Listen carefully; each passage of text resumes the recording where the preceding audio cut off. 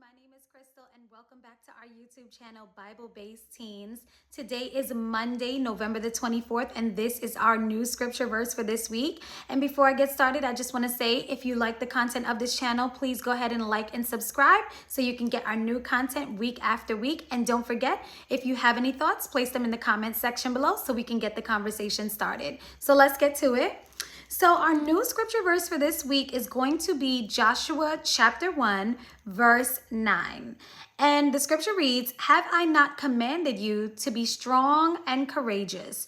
Do not be afraid. Do not be discouraged, for the Lord your God will be with you wherever you go." So before we break this scripture down, I just want to point out that this is actually God speaking to Joshua in the Old Testament after Moses has passed away. And Joshua is tasked with leading the people of Israel into the promised land. So these are not the people who lived through the Exodus and came out of Egypt. These are actually their children. And so they've been wandering in the wilderness for 40 years because of the disobedience of their parents. Now it's time for them to go into the promised land. However, they're only human. And so this begs the question, what are some things that you naturally fear? And how can you give those things to God to help you be strong and courageous and successful? So breaking this scripture down, we see that the first part of the scripture, God is telling Joshua what he is supposed to be doing. He's commanding him. But what is God commanding him to do?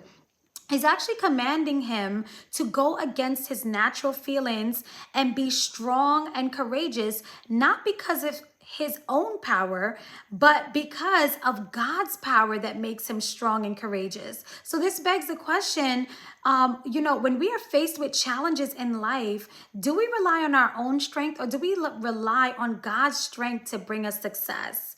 In the second part of the scripture, God tells Joshua what not to do. He tells him, do not be afraid and do not be discouraged because God is always with him. This highlights the omnipresence of God.